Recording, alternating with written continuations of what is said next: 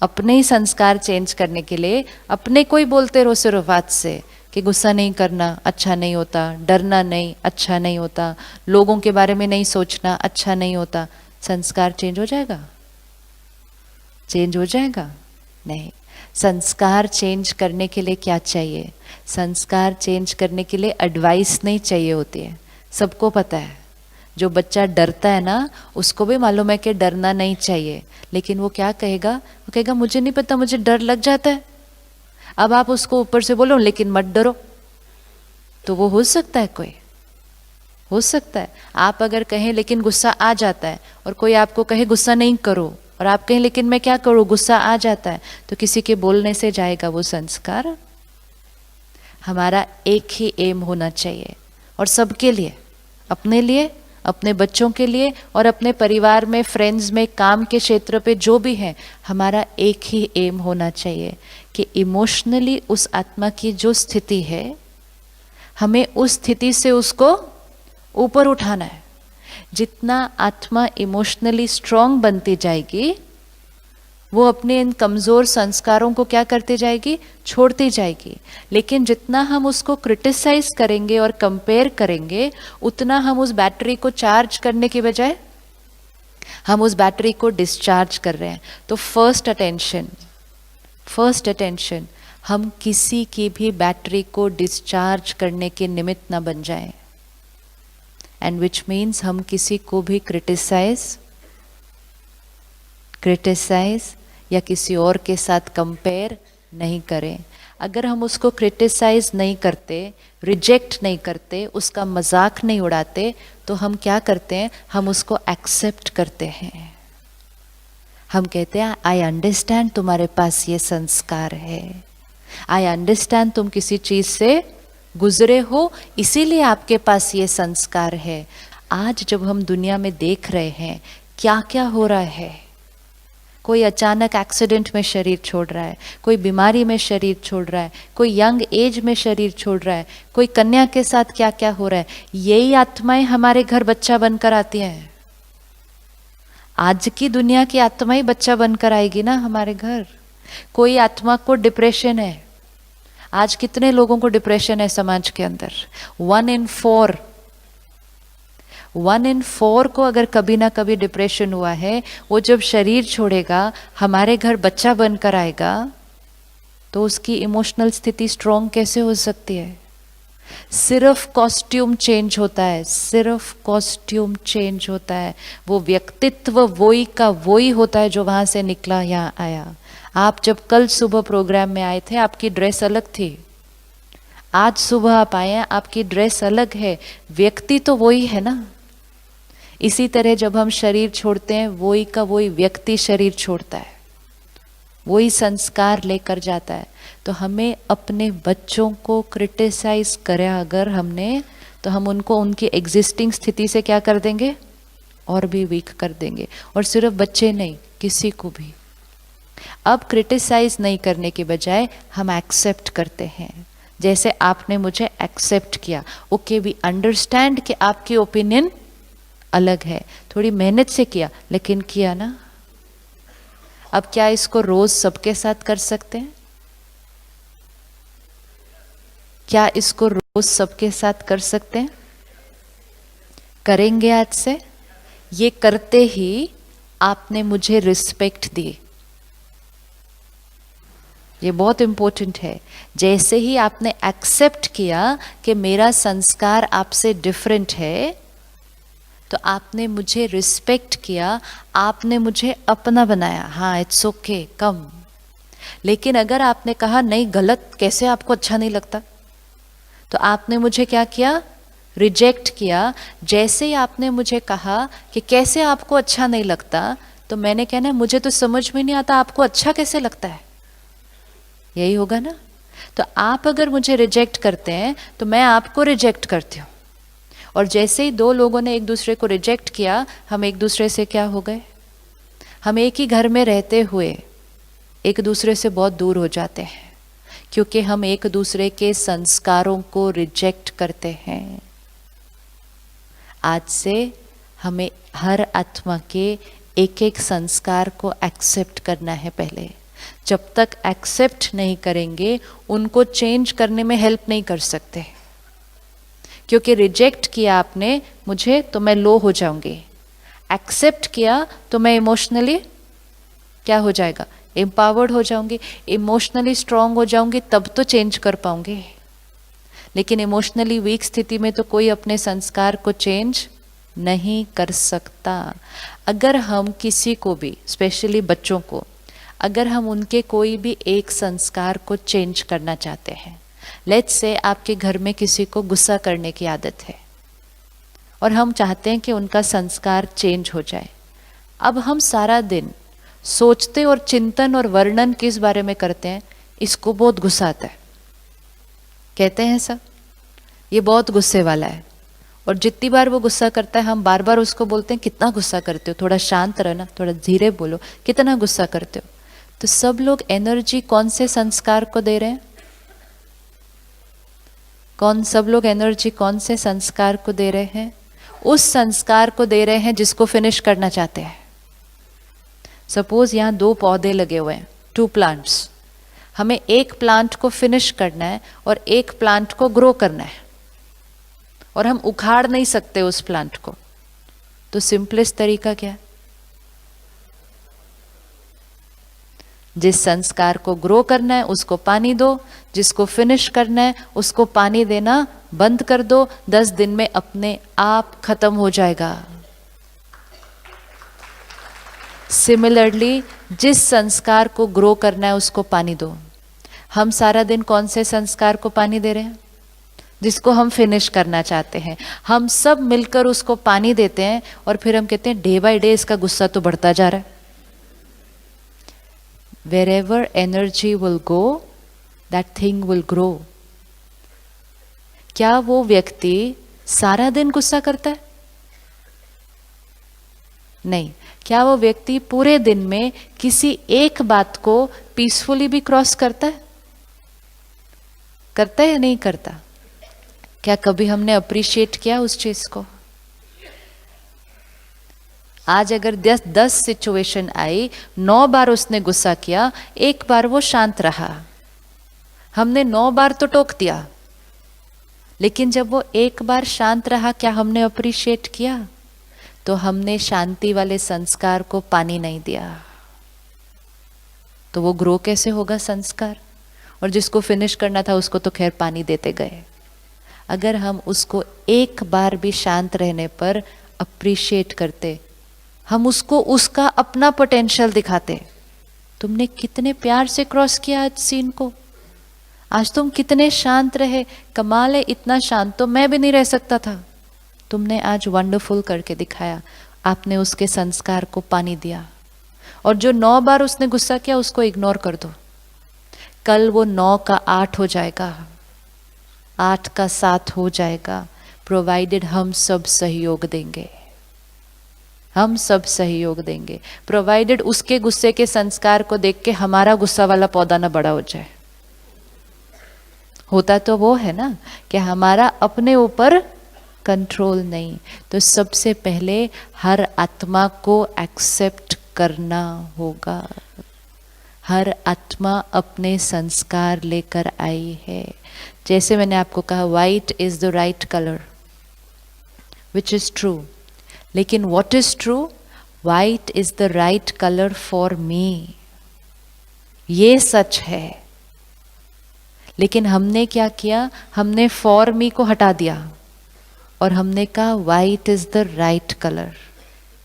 फिर हमने सोचा white is the only right color. और फिर उसके बाद अगर white is the only right color तो फिर बाकी सब रंग तो ऑटोमेटिकली, बाकी सब रंग गलत हो गए। और मैंने सोचना शुरू किया, आपने काला, पीला, नीला, हरा कैसे रंग पहनते हैं? This is the energy we radiate to each other. This is the energy we radiate. कि ये ऐसे कैसे कर सकते हैं, ये ऐसा कैसे बोल सकते हैं? वो ऐसा कर सकते हैं क्योंकि वो उनका संस्कार है। यस, किसी के संस्कार को एक्सेप्ट करने के लिए क्या करना पड़ेगा? आप में से कोई एयरपोर्ट, रेलवे स्टेशन, ऐसी कोई जगह के नज़दीक रहते? जहाँ आवाज़ आती हो, ट्रेन की, प्लेन की, रहते हैं। आपको प्रॉब्लम होती है कोई रात को? हाँ हाँ, पहले होती है बाद में नहीं होती है। क्या फ़र्क पड़ गया पहले और बाद में? एक्सेप्ट कर लिया।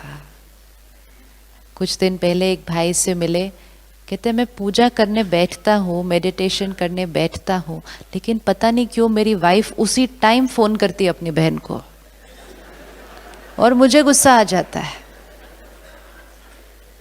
तो कहते हैं फिर वो पूजा छोड़ के दूसरा कुछ शुरू हो जाता है उस टाइम पर। तो जैसे ही वो बात कर रहे थे उनके घर पे, वो समय था पूजा, तो वो फ्लैट के नीचे से बहुत ज़ोर से वो सब्जी फ्रूट वाला अपनी चीज़ बेचते हुए जा रहा था। वो काफ़ी ऊंची आवाज़ थी उसके।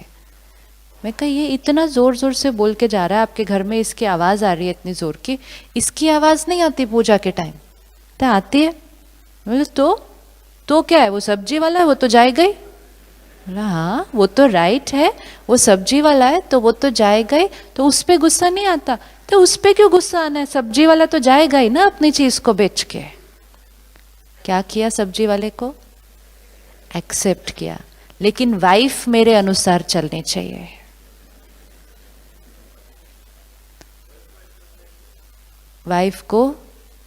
वाइफ से एक्सपेक्ट किया।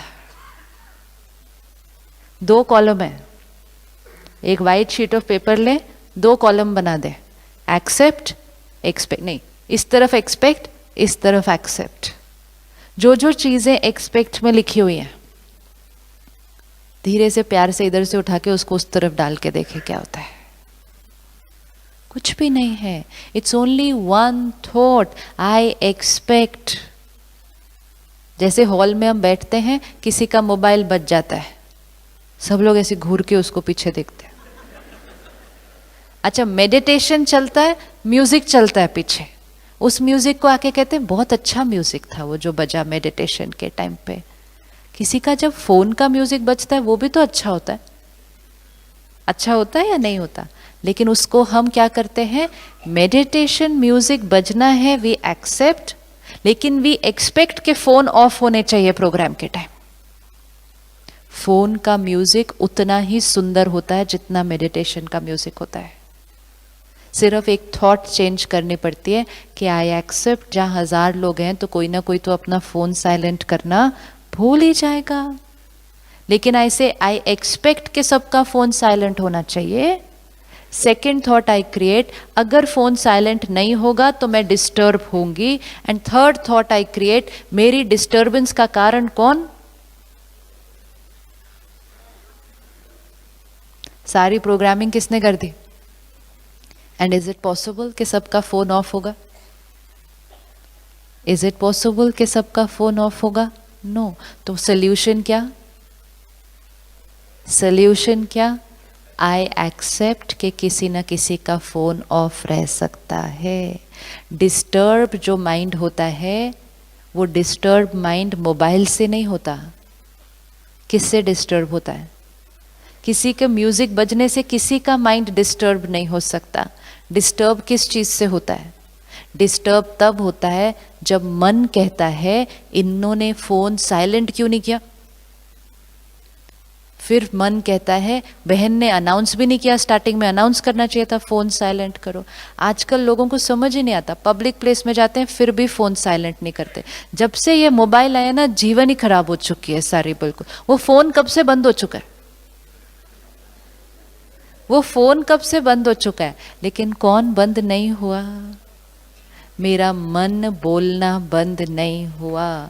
तो डिस्टर्ब किसने किया?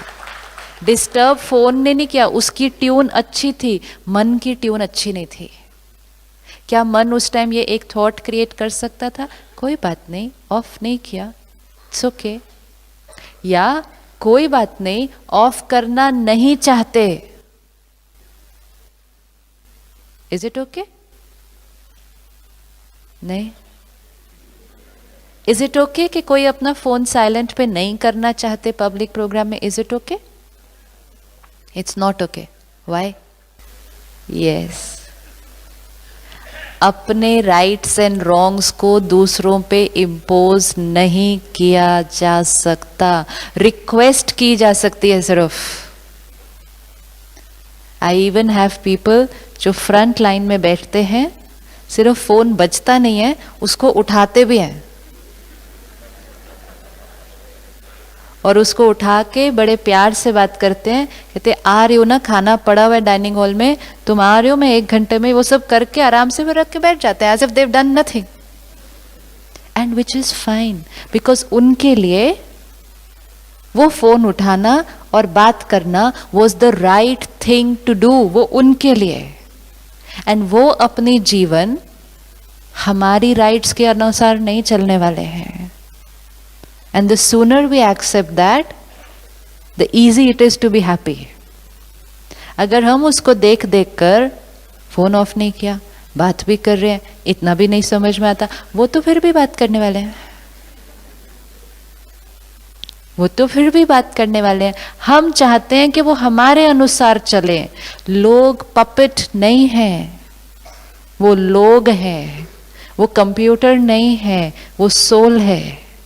आज तो कंप्यूटर भी हमारे अनुसार नहीं चलता, कई बार आत्मा है, वो किसी और के अनुसार नहीं चल सकती। क्या हम लोगों के अनुसार चलने के लिए रेडी हैं? क्या हम लोगों के अनुसार चलने के लिए रेडी हैं? क्या आप मेरा कहना माने कि कल से व्हाइट पहनेंगे? फिर इट्स सिंपल, हर आत्मा अपने अनुसार चलेगी।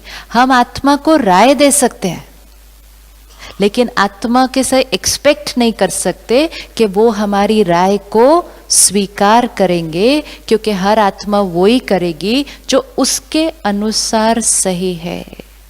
लेकिन राय देने से पहले एनर्जी कौन सी देनी पड़ेगी? अगर रिजेक्ट किया और फिर राय दी, फिर तो राय चलने का कोई चांस भी नहीं है।